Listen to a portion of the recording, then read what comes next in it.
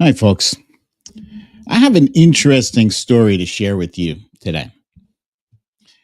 I was at the supermarket the other day, and lo and behold, to my surprise, I've been watching the prices of eggs increase over time, and I haven't overreacted to it because I know everybody's paying more for eggs. The other day, I was like, "Holy shit!" Audibly let out a "holy shit" at the cash register as I learned my 18 egg carton was almost $12. It was like 11.85. I said, said out loud, "Holy shit!" Anyway, there's a guy next to me, and I can't put a judgment on whether or not he looked trustworthy. You know, he was wearing a hoodie and he had like a little a little laptop that he was don't ask me why what he was doing online with the laptop, but it was a little tiny laptop and he was typing fast. He might have been a hacker for all I know. When he's like, you know what, I can help you out, brother. It's like I know these prices are crazy, but I can find extra money for you in all of your financial systems, everything, all your credit cards and your bank. I can find extra money for you. I can find it. All I need you to do is hand me your phone. I hear you. I hear you guys say, no, BDD, don't. Don't hand this guy your phone. But for the purpose of this story, I did hand him my phone. Handed it to him because, hey, who couldn't use some extra money, right? So I handed him my phone. He's like, hey, what's the password? Well, what's the point of him having the phone if he doesn't have the password, right? So I give him the password. So it doesn't take him long. I think he's, you know, doing for maybe about a minute, minute and a half, maybe 2 minutes tops. 2 minutes tops. He's like, there you go. All set. And dude left. So much to my surprise, I look in my phone and find that all of my shit is gone. All of it, every last penny, right? Now, I don't want you to freak out because if you thought that story was crazy, wait until I tell you about the story where the United States government willingly handed trillions of dollars worth of accounts over to six fucking internet randos. You like that? Yeah, I don't like it either. But that's where we are today. And it's something that we need to get into. Are you ready to get into it? Because I am. Let's go.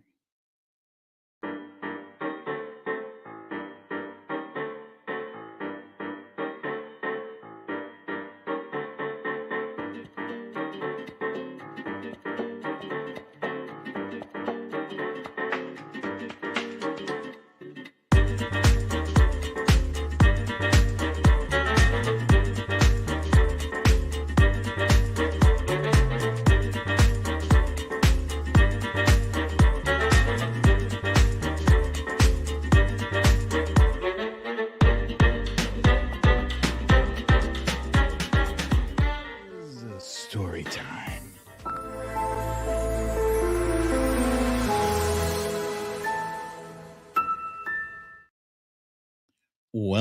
Welcome, ladies and gentlemen, to another episode of Storytime with BDD. I'm your host, BDD, aka Brooklyn Dad. I had to pull the parachute on that story faster than I would have liked because I saw like my friends here in the audience like BDD, no.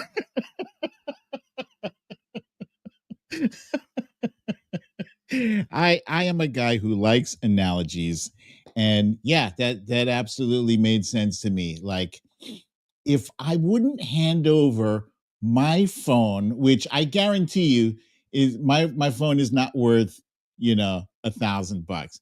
My accounts, all my accounts in all together, you know, is piddly. It's nothing. It's nothing. If the government were, if Elon were to take a look at my checking account, he'd be like, damn. He'd be depressed. Yeah, so there's nothing to worry about, guys. I'm not stupid enough to hand over my phone with my password and all the information connected to my most important, secret, sensitive stuff. Why is the government agreeing to this? It's crazy. Let's say a quick hello to our friends here. Let's see who's in the audience. There she is, Zelda. Oh, and I forgot to the other day I was watching Seinfeld, and it was the episode when what's his face? When Kramer is in a department store and he ends up selling all of his clothes, everything that he was wearing down to he kept his drawers, but everything else he sold to Kenny Banya, this really bad comedian. So he has nothing to wear. And so Jerry walks from the dressing room to talk to the salesperson. And on the wall, you can see the name Zelda, and I thought that was pretty cool. So hi, Zelda. Meredith Powell is here. The Trump Reaper, of course. Ness from Connecticut is here. Bernadette H is here. Fox Hill Dreams. Kiki says hello, everyone. Valerie G is here. Monique Lee, Sandra Lee. I like it when that happens. Monique Lee, Sandra Lee. Back to back. Denise is here. Oh, Denise. Is that Denise? Is that Zelda's friend, Denise? If so, hey there, Denise. If not, hi, Denise. Same. Let's see. And I do highly encourage you guys, bring your friends along. Bring them. Tell them, just show up for one BDD show. Guarantee you will enjoy yourself. Annie is here with us.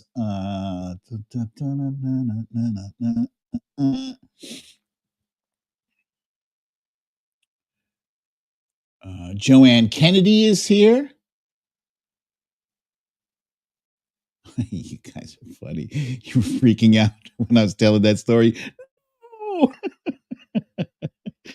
Yeah, no. Nurse Mitch, aka Tracy M, is here. Tina Bradford is here. Mama AG, Samantha B. Okay, you guys, thank you for Lori B is here. Cindy C. If I missed you, I hope I can catch you later. But yeah, let me go ahead and get this show moving. And let's first jump into what I like to call our stories of the day.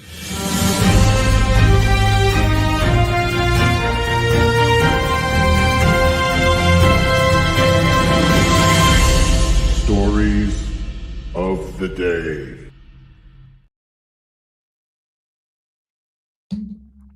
There we go. Okay, so I'm very happy with the thumbnail for today's show. Let me blow this up here, make it bigger.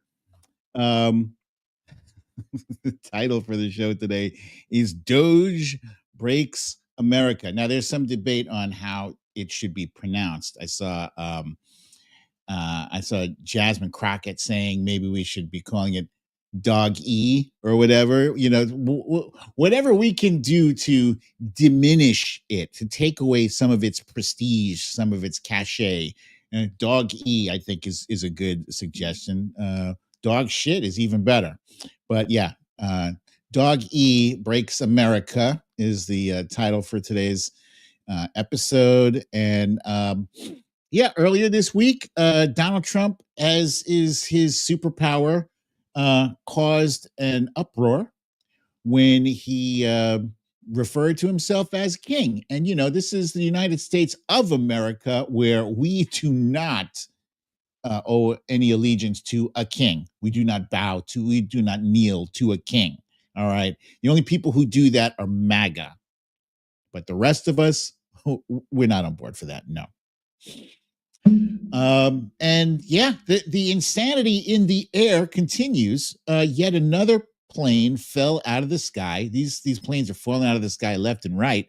And, they still say it's the safest way to travel, but I don't know. No, especially with everything that Elon's dog-e department is doing. We've even got some planes flipping upside down. Insane. And speaking of Elon, his chainsaw approach to cutting out the waste and the fraud is being met with a lot of resistance and a lot of anger, and we're going to cover all that.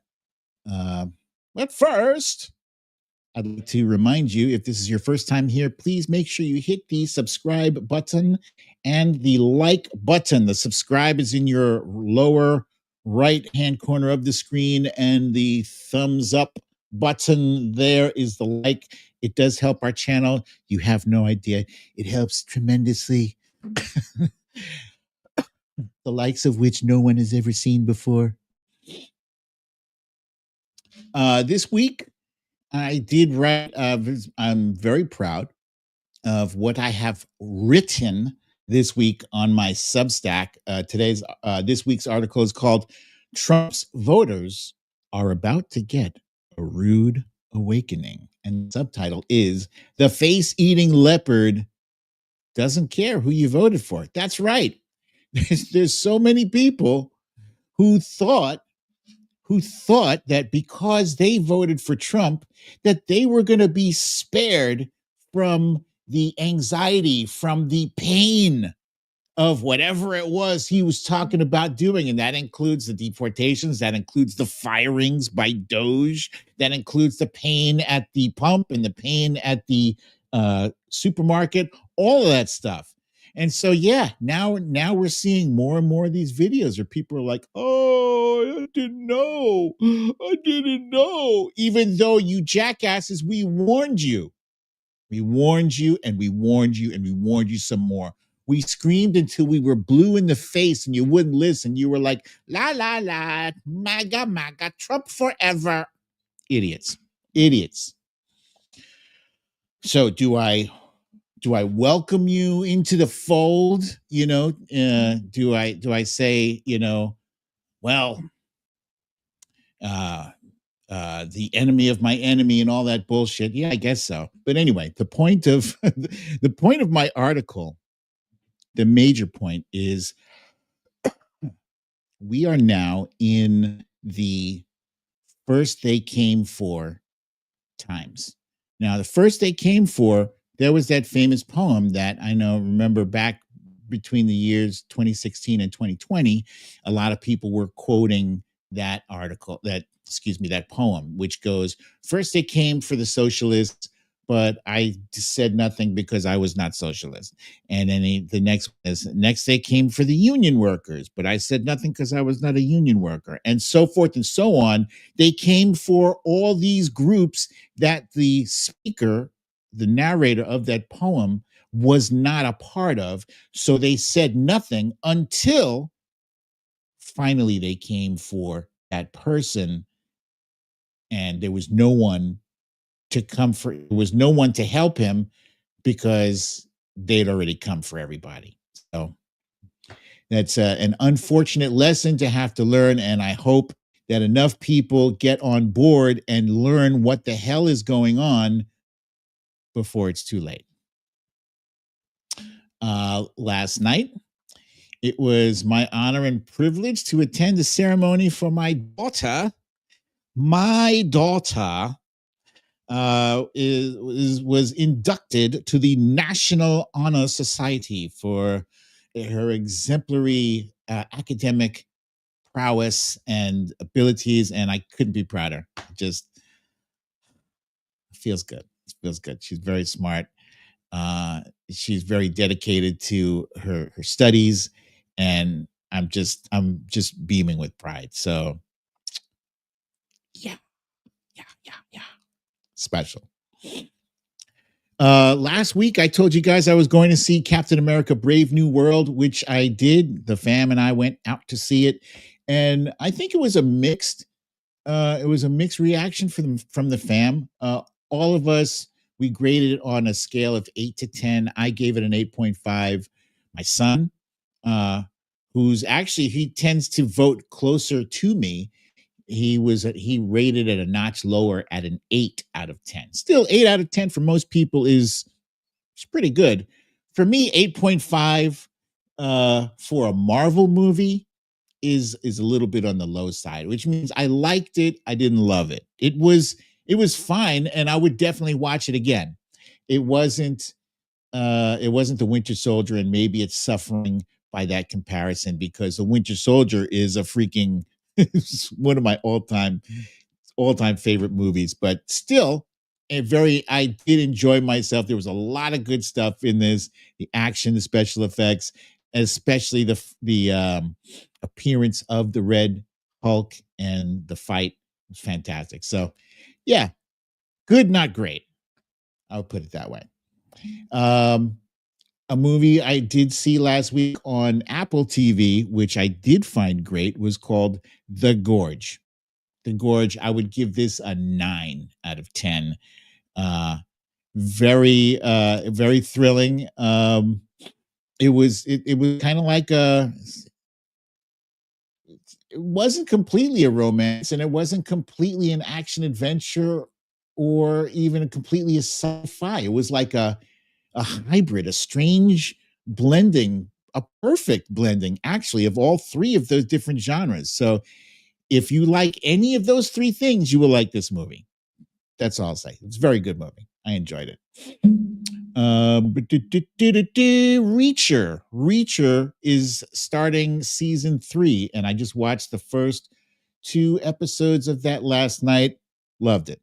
Loved it. So those of you who've been following this show for a while know that I'm a big fan of Reacher, and not just the show, excuse me, but the movie starring Tom Cruise. And there are a lot of fans of the book. There's Reacher is a whole book series that hated Tom Cruise as Reacher. And I was like, why the hatred? Why the hate? And they were like, because Reacher is supposed to be a gigantic mountain of a man. He's supposed to be enormous, huge. And Tom Cruise is not. But because I wasn't familiar with the book, I thought Tom Cruise played the character.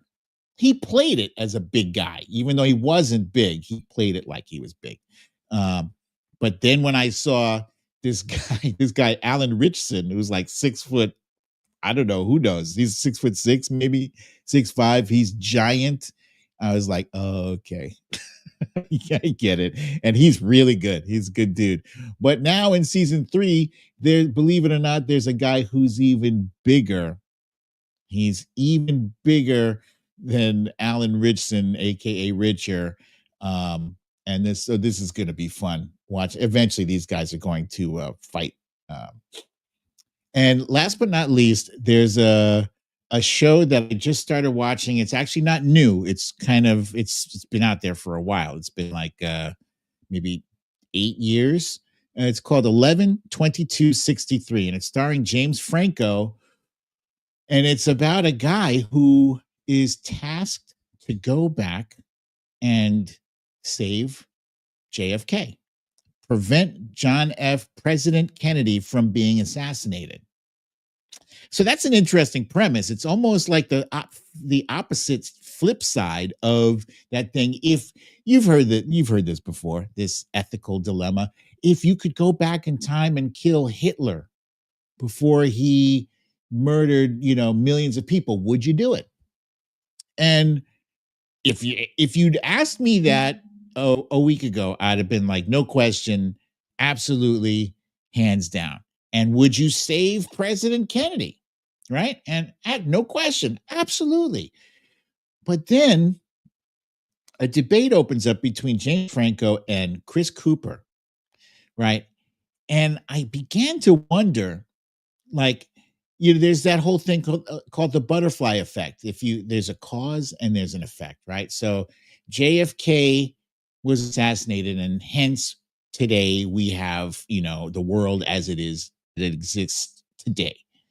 What if John F. Kennedy was not assassinated? What if he lived? Then that means maybe Robert F. Kennedy, maybe his brother doesn't run for president, he doesn't get assassinated, and maybe there's a whole chain of maybe there's a whole sequence of events that are so good that America and the world as a whole is an amazing place. Or what if the assassination of JFK caused a chain reaction that motivated some people to get into politics, some people who ended up making a big difference? Or what if it motivated some people to get into science and then they developed some cure for something, some amazing thing? Or you know what I mean? So there's a flip side, and just like the same in the same vein, let's say if Hitler had not risen to power, then that's awesome, right? Maybe those 6 million people don't have to die, and that's fantastic. But if Hitler doesn't rise to power, the conditions that enabled him to rise to power still exist. The people who allowed him to take power, they're still looking for that Hitler type figure. So what if that Hitler type figure comes to power and he's even worse than Hitler, and he's even more efficient, more of a bloodthirsty killer than Hitler? And instead of only 6 million, what happens if it's 24 million? It's 4 times worse. I'm just saying. I'm just saying. Thankfully, I don't have to address that because time travel is not a real thing. But as I get to watch it on a TV show, it's pretty cool to watch. So, so that's all I have to say about that. I think it's only one season of 11/22/63. So I'll let you know what I think when I finish, probably this weekend. So let's jump into what's going on. Donald Trump is actually not as popular as he and his supporters would have you think. In fact, according to a poll that I saw that is not on the screen, but trust me, bro, trust me, bro. There are 2 different polls that have him underwater. One is 45. I think I have that somewhere. Let's see it somewhere. There we go. 45 approve, 53 disapprove. And amidst all that, his approval ratings are not the only thing that are plummeting, but it's planes falling out of the sky, which is happening. And since he took office, 400 jobs were cut from the FAA that helped support air safety. And as a result, we have scenes like this. And people will say, "Oh, but that happened in Canada, et cetera, et cetera." But it's still a Delta Airlines plane. It's still an American plane, and it still therefore falls under the purview of the FAA. So you have a bunch of people who were let go, and anytime you fire people in an important organization like the FAA, it's not like, oh, okay, so we'll just hire 400 more people. How long do you think that takes? It takes a while just to fill one important vacancy in a company, let alone 400 of them. I know. If anyone who has lived through that first financial calamity of 2008 would remember that companies were like cutting the fat, and they would they would reduce the size of a company from 30 people to only 10 people. So now those 10 remaining people end up having to do the jobs of 30 people.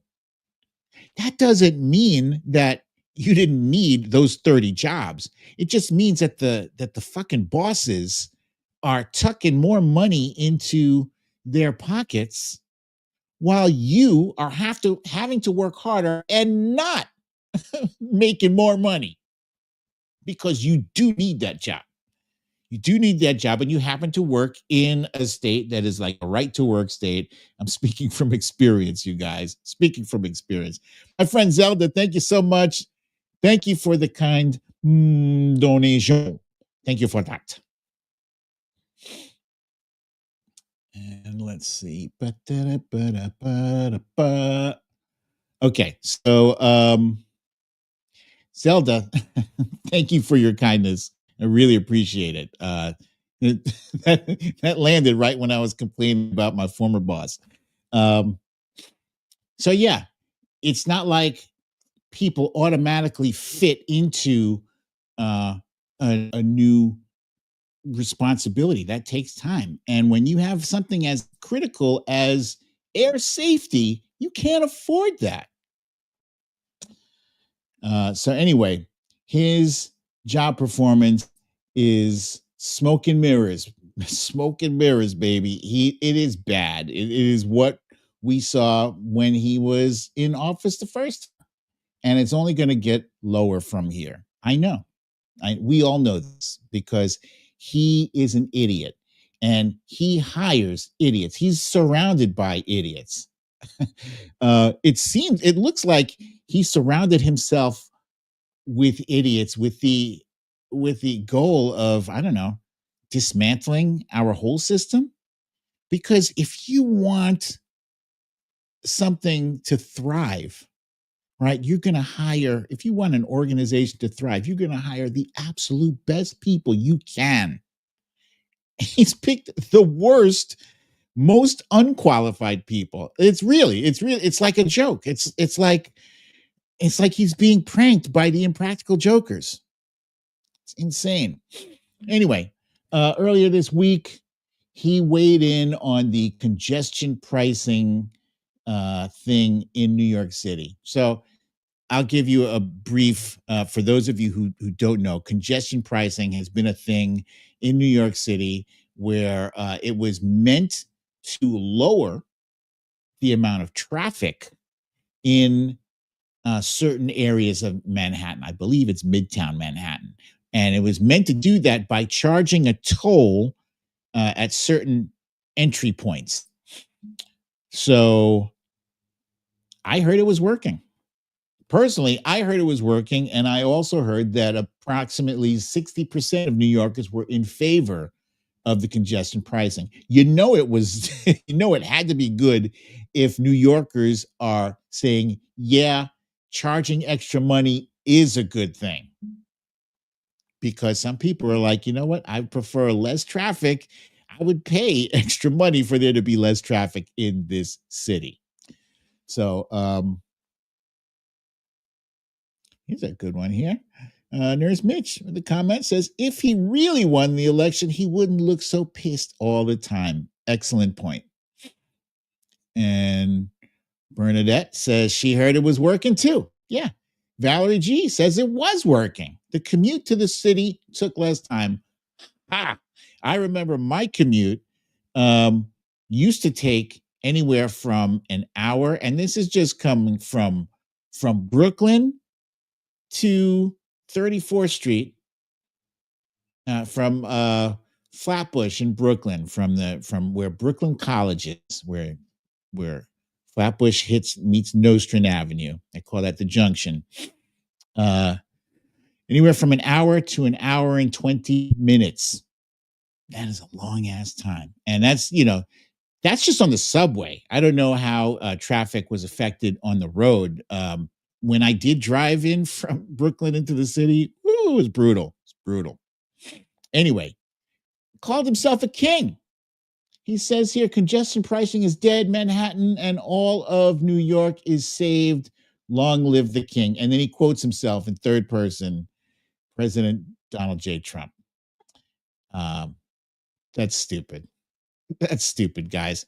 So, of course, as soon as he says this, he's got his defenders. His defenders are always on the ready to explain what he meant or say, he was just joking. I don't know why you guys can't take things so seriously for. What's he joking for? Why exactly is he joking? This is a guy who said that he was going to unify the country. So how are you unifying the country? By trolling the people who didn't vote for you? Is that where you are? Huh? You're fucking 5 years old. You got to troll people who are suffering not because you won. We got that already. We didn't rush the Capitol, mind you. We didn't beat down cops with flagpoles and fire extinguishers. We just accepted it. We weren't happy about it, but we fucking moved on.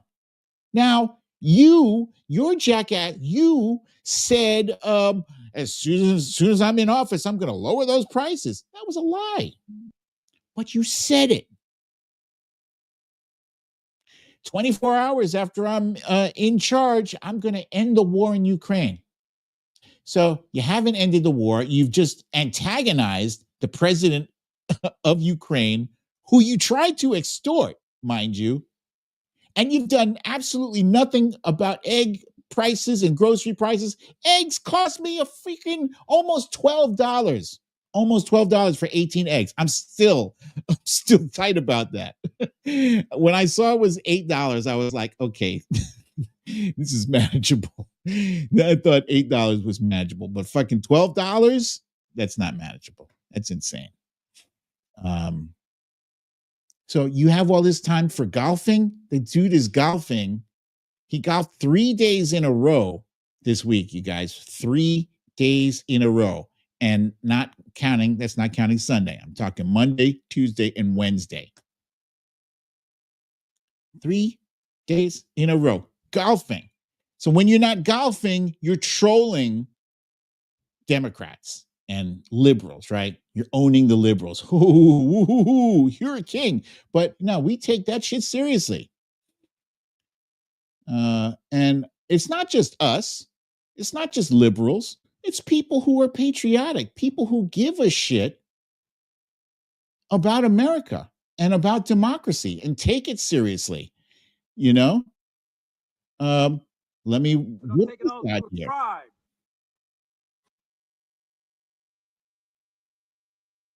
To a country. We don't take an oath to a tribe. We don't take an oath to a religion. We don't take an oath to a king or a queen or to a tyrant or a dictator.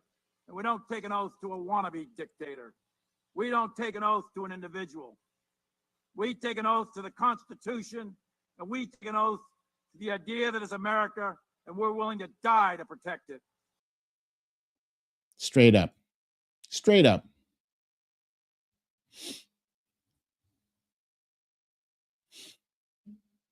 General Milley had it right, and that's why that wannabe dictator had Milley's picture taken down from the Pentagon.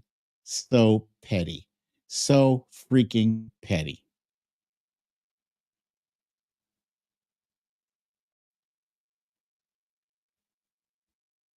I'm just looking at your comments here. Let's see. Sandra Lee says $5.40 a dozen in Arizona at Wally World.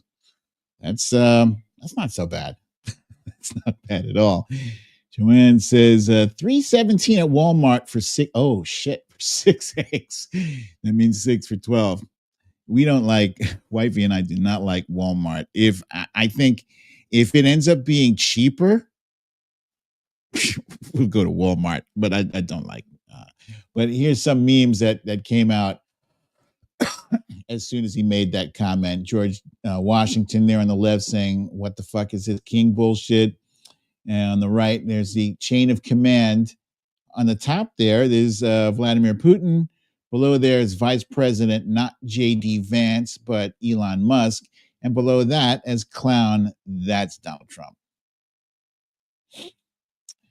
And there's another meme showing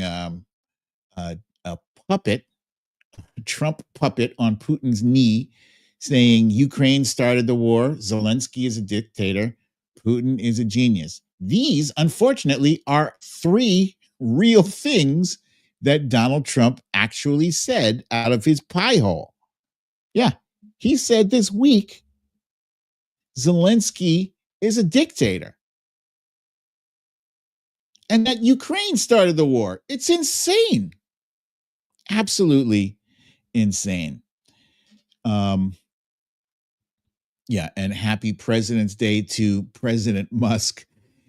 It was just President's Day this Monday. It was President's Day, and it didn't feel like it. It felt like we don't have a president. Yeah, I know he is technically occupying the Oval Office, but it's not my president. You know, if we had a president, if he was king, if he was a king, would he allow this tiny dude to put a booger on his desk? The same desk that John F. Kennedy and Ronald Reagan, President Obama sat at? No king there. If he was a king, would he need Elon Musk to ride shotgun on an interview? What's supposed to be a presidential interview? He needs Elon Musk there with him? He needs that guy? That's weird. It's weird to me. It's weird for anyone, for any president to do that, but to have an unelected, I'd understand. I would kind of understand if he had JD Vance there riding shotgun. I would understand that. He's, that's the elected duo, Trump and Vance. Can't stand Vance, but it would make sense if Vance was there. But it wasn't even Vance. It was Musk. And Musk is a fucking problem, guys. He is a problem. He keeps making this speech like he thinks that we're not paying attention or we're too dumb to notice the irony that he keeps pointing out that, America doesn't want an unelected bureaucrat. You are the unelected bureaucrat. You. And it is a problem. And here's the problem I have, right? The problem I have with the Trump administration and in part the media, not as much the media, but the media is not being helpful in dissecting what they are doing. Because when we raise objections to these massive wholesale firings, all like blocka, blocka, blocka, blocka, like, you don't even have time to process these things. And they're affecting real people. It's not just, these aren't bots. These aren't, imaginary Twitter accounts. These are real people with real families and real mortgages that are being let go. And by whom? They're by 6 guys that nobody elected. Wait. 6 guys, 19, 20, and 21 years old, that nobody elected. One of them is called Big Balls for some reason. And the guy who hired them, nobody elected him. And just like the example I gave in the beginning of the show about, excuse me, about handing my phone over to some rando hacker, entrusting him with my life, basically, trusting he will do the right thing. Trust me, bro. That's insane. These guys have access to our Social Security information, to our Medicare and Medicaid information. Why does that trouble me? Why does that trouble me so? Why does it trouble many people?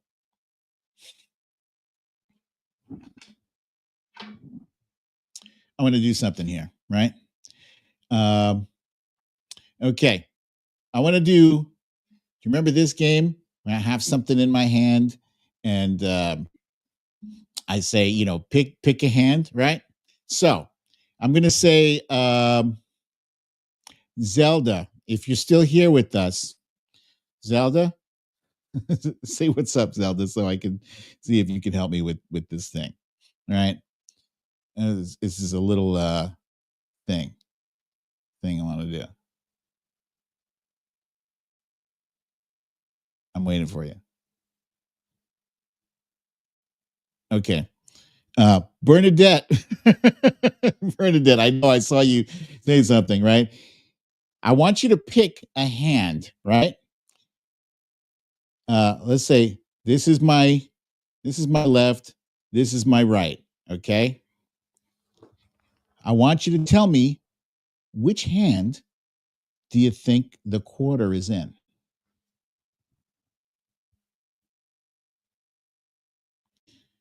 Okay, Bernadette, which one is it? The left? The left or the right?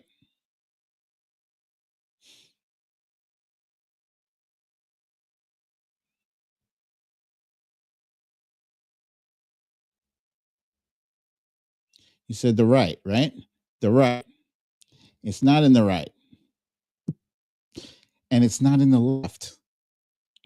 It's not. Now, the purpose of that, yeah, Sandra said neither hand. The purpose of that demonstration, I'm sorry for doing that to you, Bernadette. But the purpose of that was because in good faith, you played that in good faith. You expected that I was going to respect the rules of the game, that I should have a quarter in one of those hands, right? And in good faith, we are expecting some people who cheat all the time to play this game straight. So they're, for instance, they're raising objections about this 150-year-old. They're saying that some people are 150 years old collecting Social Security. Well, that, sorry, Bernadette, you were helping me with that. Thank you. I wasn't malicious. They're saying that some people are receiving Social Security that are 150 years old, when that's not possible because there's nobody alive 150 years old, right? So what they fail to realize, what these 19, 20, and 21-year-old computer whizzes fail to realize, is that when this Social Security program was written, it was written in the 70s and 80s when they were using COBOL, COBOL, right? And look, I'm not a tech whiz by any stretch of the imagination, but I know that, right? And as such, the essence of that COBOL programming means that when they hit a certain number, it defaults to like 150 years, right? So is it fraud, or is it is it a, what do you call, a glitch in the programming, right? Who is fixing this? It's not like we're defending fraud. None of us are defending fraud. We've been talking about fraud for a long time. I was old enough to remember in the 80s when we found out that there were hammers that the Pentagon was buying for $1,000, toilet seat for $6,000, a toilet seat for $6,000. I'm going to take a shit, and the thing that I'm sitting on is worth $6,000. Come on. And I think as of 2014, that toilet seat had gone up from 6,000 to 14,000. I kid you not. Look up, go ahead and Google $14,000 toilet seat. No answer has been given for that 14,000 toilet seat in this whole time. So why is that? Why do these things exist? Because they need to be able to hide money in these line item things, like $1,000 hammer, $14,000 toilet seat. Well, that's a little bit high, but hey, it's the Pentagon. They must have special toilets there. I don't know.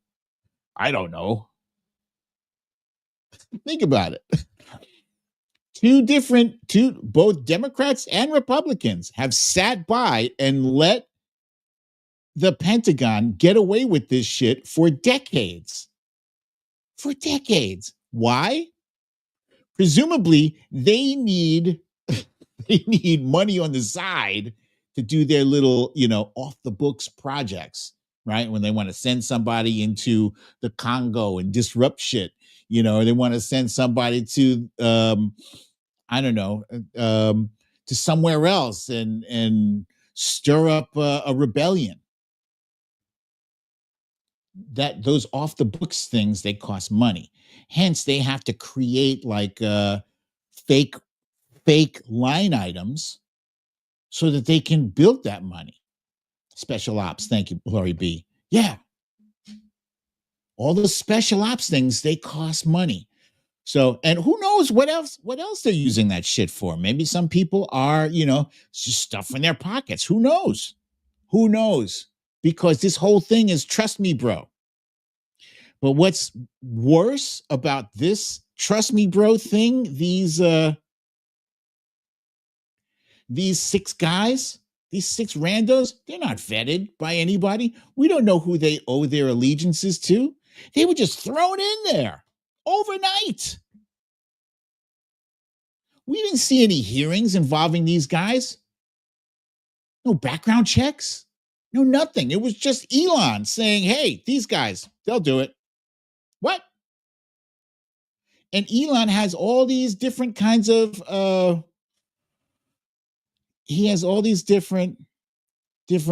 conflicts of interest here, where he stands to make a fortune.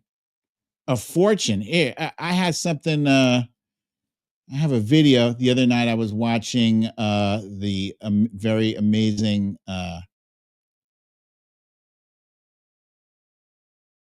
Excuse me. Hang on 1 second. That's wrong. I was watching the amazing Jasmine Crockett on MSNBC, and she kind of exposed what Elon was up to. And I guess it's something that we all knew was happening. Where is it? Where the hell? I swear to you, I had it. Here, wait, let's just go here.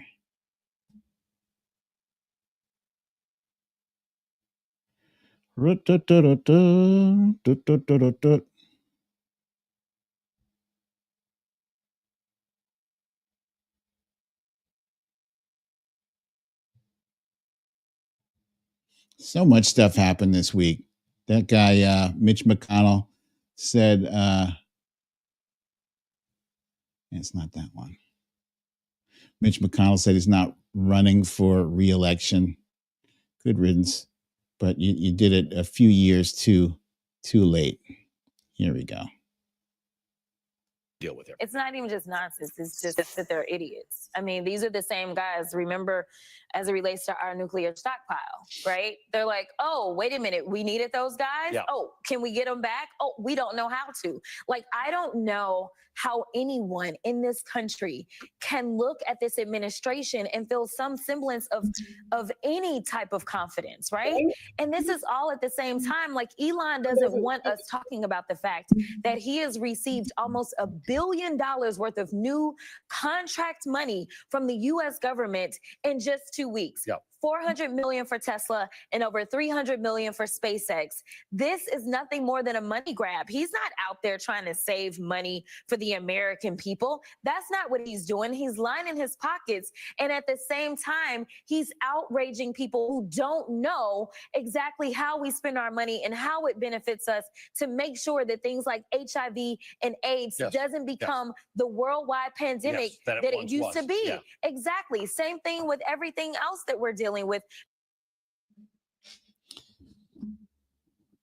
Jasmine Crockett is always eloquent in how she explains things and breaks it down to the American people.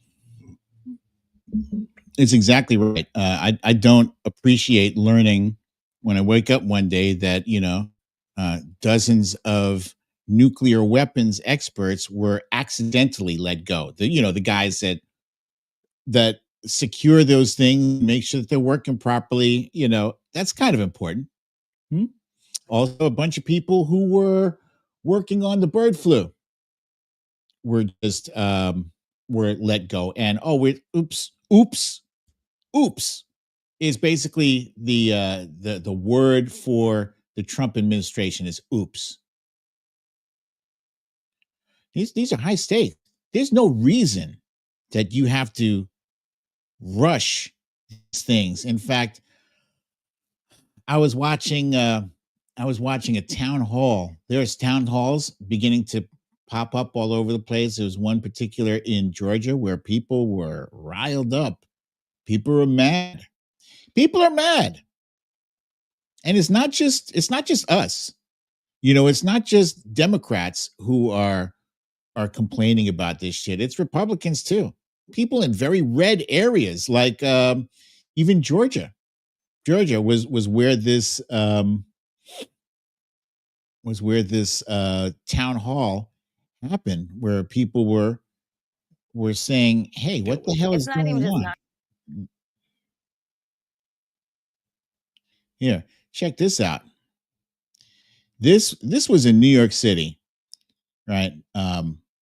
There's a massive gathering where people were just stating their objection to Elon Musk's taking over, because really, let's be honest, it is the Elon Musk show. It's not the Trump show. Trump is little more than just a mascot at this point. He's a MAGA mascot. Here, check this shit out. You make sure hungry kids get fed and 5-year-olds aren't cooking berries? Or are you going to? I think education groceries. I think AI can be transformative. What the full lunches? Why is this being jammed down the pipe so rushed and sloppily? So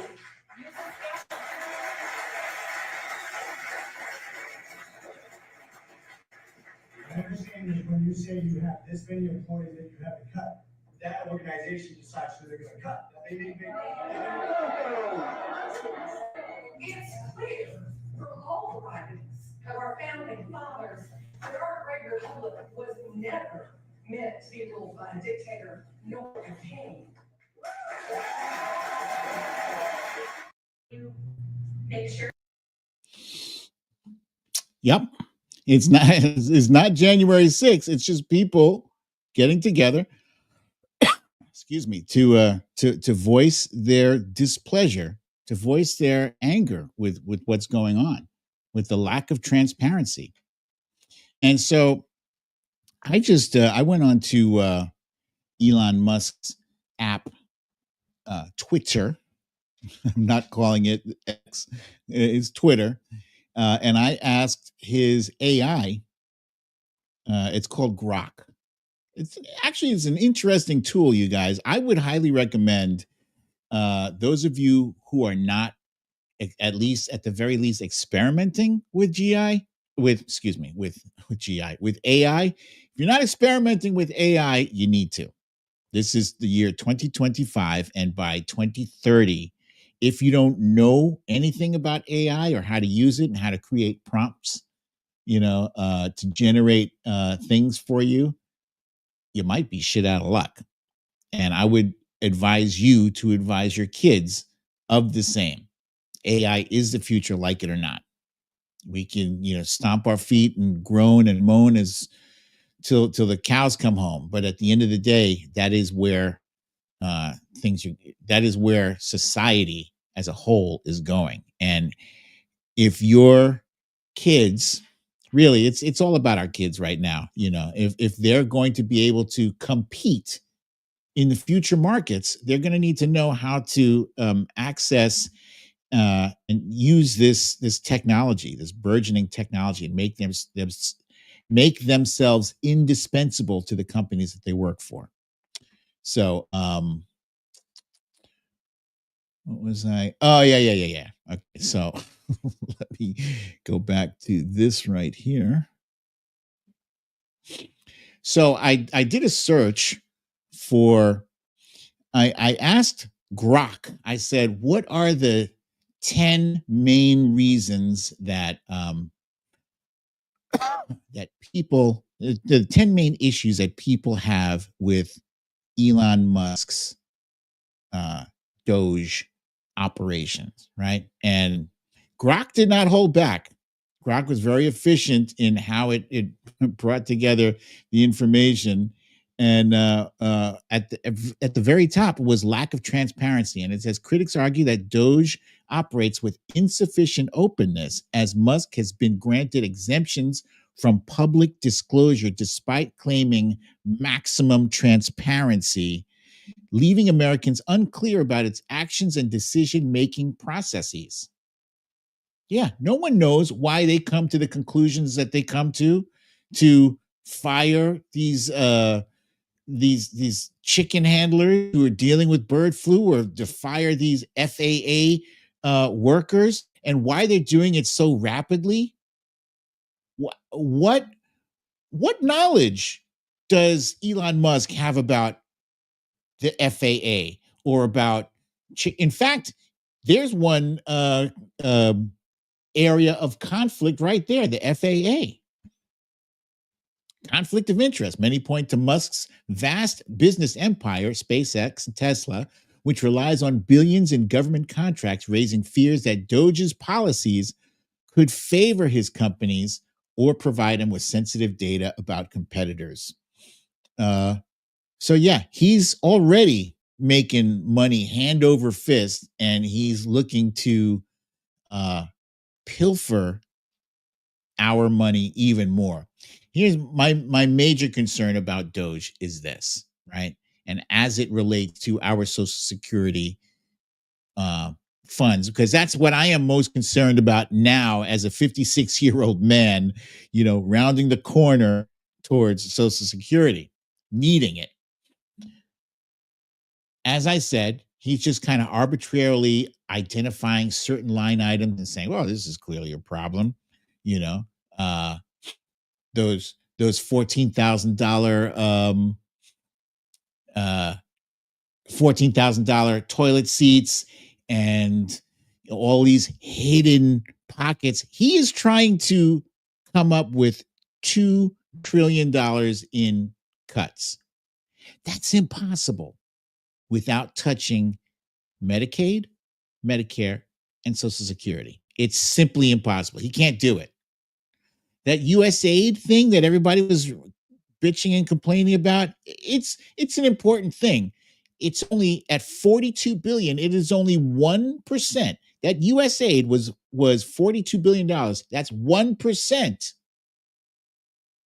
of our budget. 1%. 42 billion is 1%. And that is what he targeted. Let's get rid of that 1%. That's like you need to go on a diet, right? And you decide, well, instead of eating all 50 of these French fries, I'm only going to eat 49. That'll make a difference on the scale. Yep. 49 French fries is going to make the difference.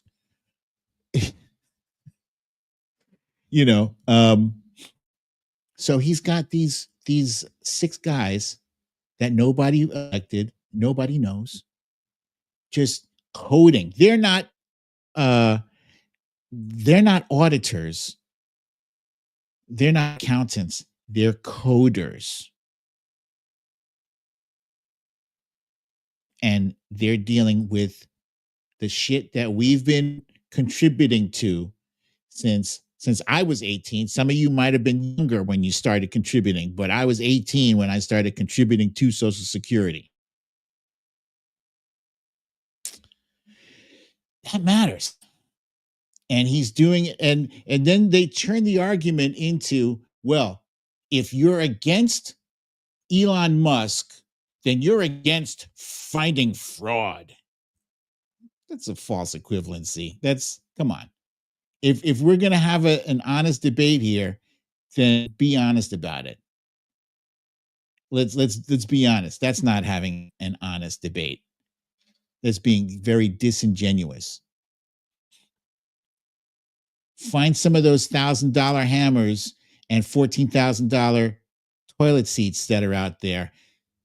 Very publicly make public statements about it, because all I'm hearing about the things that they're cutting is what was it, like circumcisions in Mozambique.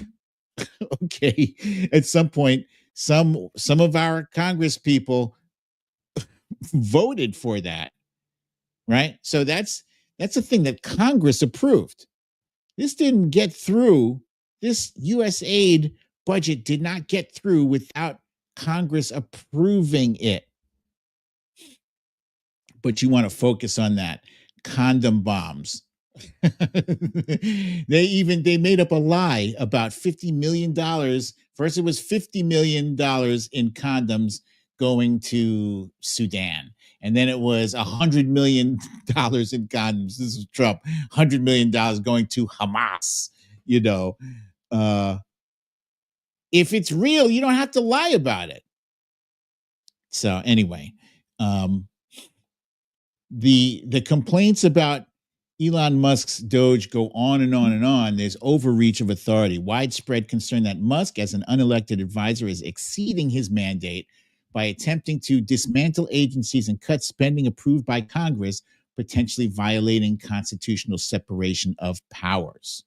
Yeah, there's no branch of government that says Elon Musk.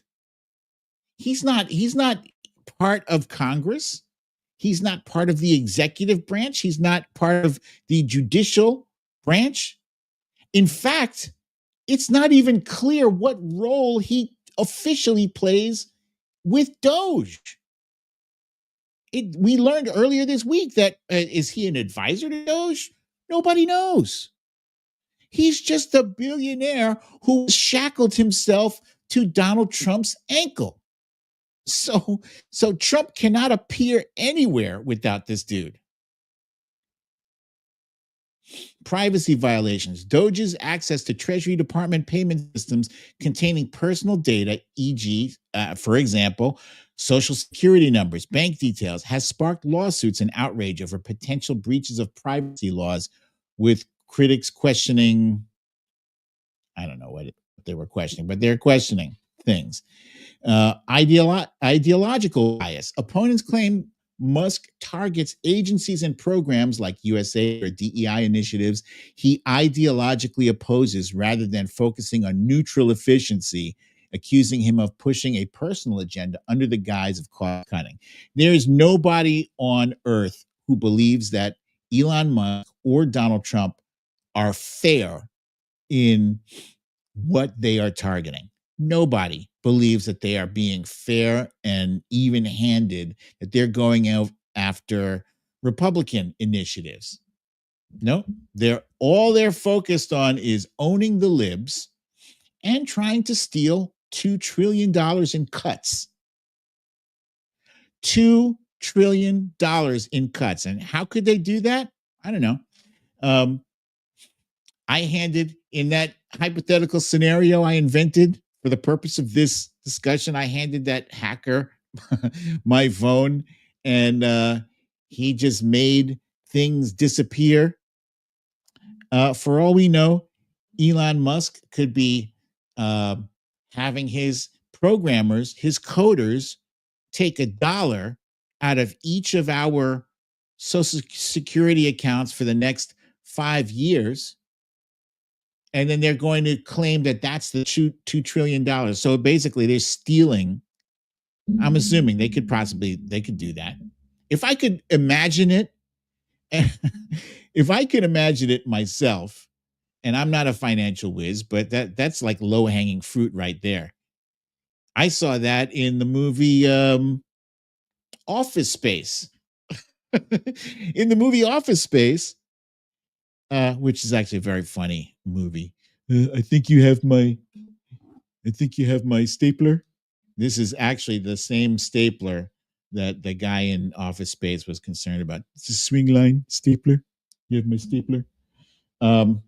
In that movie, the protagonists like took, I don't know, I think it was like a half a cent out of all these different accounts, and by the next day they had like $15 million or something, and they freaked out because they're like, holy shit, we can't we got to give this money back.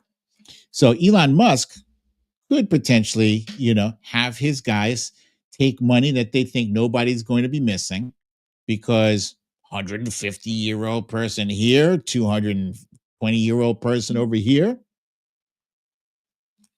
You see where I'm getting at? There's no transparency. There's nobody watching over these guys' shoulders. They have free reign to do whatever. This is the most, trust me, bro, operation in the history of everything. It's crazy.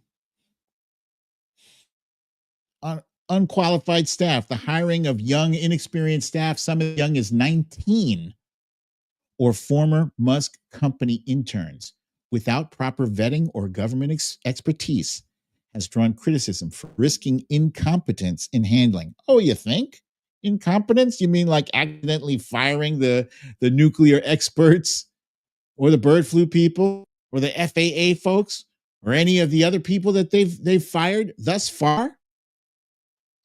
You think those town halls are something now? Until they keep up this firing spree they're going on. There's no way you're not coming up with $2 trillion by firing all government employees. You're not coming up with the $2 trillion that way.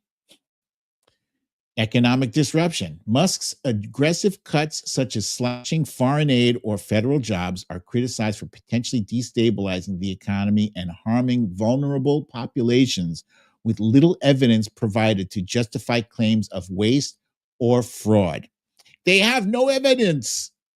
None. They have provided zero evidence of waste or fraud.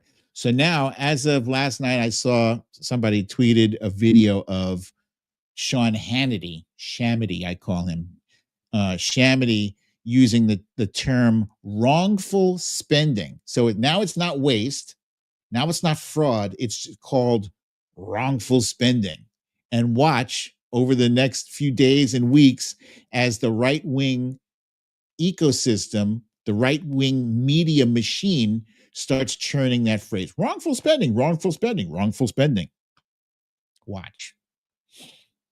Lack of accountability. As a special government employee under Trump's oversight, critics argue Musk faces minimal checks and balances, operating as a shadow government that bypasses traditional democratic processes. It's got to be more than just us. It's got to be more than just us raising the alarm on this stuff, because before you know it, it will be too late. But right now, there are people standing up against this bullshit. In fact, earlier today, I don't know if you guys saw this. This was fantastic. There was the governor of Maine, Janet. What's her name? Janet. Damn it, Janet. Janet Willis, I think. Help me out here, guys. Janet. What's Janet's last name? Here, we're gonna find out in a second here, because I have the clip. I have the clip here somewhere. Right.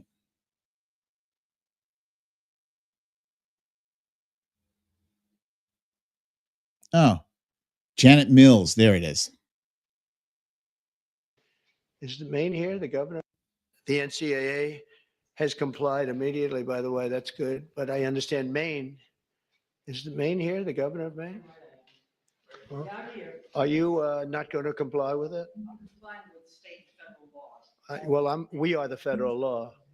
Well, you better do it. You better do it, because you're not going to get any federal funding at all if you don't. And by the way, your population, even though it's somewhat liberal, although I did very well there, your population doesn't want men playing in women's sports. So you better comply, because otherwise you're not getting any federal funding. See you in court. Every state, good. I'll see you in court. I look forward to that. That should be a real easy one. and enjoy your life after governor, because I don't think you'll be in elected politics. Every state. You see that petty bitch? Petty bitch Donald Trump? Go ahead, enjoy your life, because I don't think you'd be in politics much longer. I love that. I love that she told him, see you in court. We are abiding federal and state law. I am the law. I swear to God, I thought of Judge Dredd when he said, "Oh, we are the federal government." No, you're not, dude. You're just you're just a clown occupying the seat until the next election. But yeah, it was very easy to set him off, and I loved how she very calmly and coolly said, "We'll see you in court." Yeah, because the federal laws or state laws, I guess, and there's a separation there that Republicans love to point out to you. States' rights supersede federal. They love that shit until it impinges on their ability to impinge on your rights. Yeah. They love states' rights until the states' rights don't let them, put their nose in your business. And right now they are trying, they're still on this kick. They're still on this kick to deny the existence of trans people, to take the most vulnerable people in our society and deny them the right to dignity, deny them the right to live. They want to force them into some existence where they have to live by whatever their biological what is it? Not gender, because I think it's gender that is a construct. I think it's just a sex, right? Whatever private parts they were assigned at birth. That's how they're expected to live their life. Even if, every atom, every molecule in their being is screaming otherwise. Republicans want to say, they must have a mental problem. Says who? Says you? Because it doesn't make sense to you. To some people, religion doesn't make sense. To some people, believing that there's a man in the sky who watches you while you are jacking off or doing other things and saying that that's bad. Some people would say that that's crazy to believe in, especially when you've seen no evidence of it. I'm not saying that I think that way. I'm saying there's some people who would find that crazy. So anyway, if you want to worship how you want to worship, I don't give a damn. This is America. This is where we have the right to freedom. We have the right to live without being discriminated against for our race, color, creed, sex, affiliation, any of that stuff. Yeah, get out of people's bedrooms, get out of their fucking churches and their beliefs. Get out of it. Just make sure people are abiding by the law. Transgender sports, that's not a widespread concern. Transgender people represent exactly 1% of the American public. And out of that 1%, you think every last person who's transgender wants to participate in sports? At this point, probably not, because they don't want to be ostracized and bullied. But the few that do is probably less than half. So, yeah. Ooh, this is a good one. KD says, keep your theology off my biology. That's solid. I like that. That's very cool. So anyway, I am going off on a tangent, and I didn't mean to go off on a tangent. I like the resistance that I'm seeing right now. I like the energy, and I think there needs to be more. I think we need to organize. We need to continue to organize, and don't settle into a sense of despondency, a sense of defeatism. Don't settle into despair. Don't give in to that. Defy it. Be your own defiant person. That I told you guys already many times. That is how I became Brooklyn Dad Defiant. I was defying sense of despair. Be that. Be defiant, right? Stand up. There's a thing called, excuse me. There's an app called 5 Calls. Download it to your phone, right? And this 5 Calls thing will help you be an activist. It will help you contact the people in your district, the people, your congressman, your senator, your state senator, all those people. It helps you do those things right from the convenience of your own phone. And you should get involved. Get involved in your local politics. Now is our time, folks. Now is our time to stand up and be heard. If not now, then when? It's up to us. There's nobody coming on a white horse with wings to save us. There's no Obama with the S on his chest, responding to the bat signal. I know I mixed that whole metaphor up, but you know what I mean? Yeah, it is us. We are the change we seek. So, yeah, that's a lot. But yeah, fucking defy this bullshit, this Elon Musk Doge bullshit. Defy Trump.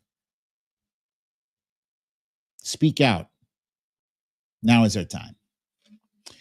So, guys, thank you very much for joining me for another, I hope, illuminating episode of Storytime with BDD. I'm your host, BDD, aka Brooklyn Dad. I forgot to tell you, there's some good news that that dude from the Proud Boys, what the hell is his name?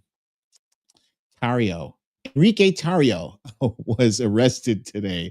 He was arrested for abusing a fellow protester. He was arrested already.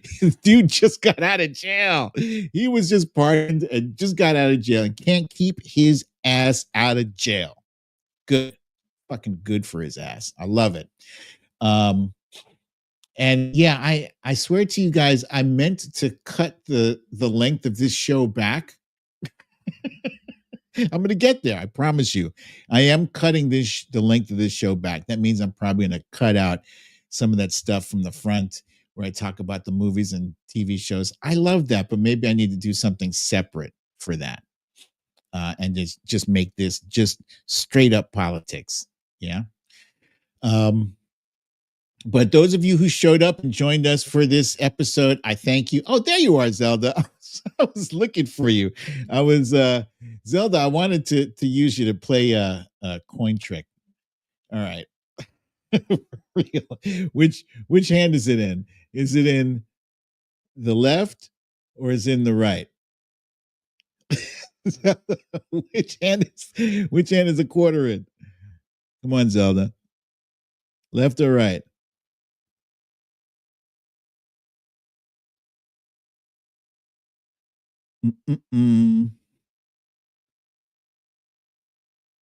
No, she's telling me we are stronger together. I need you to guess.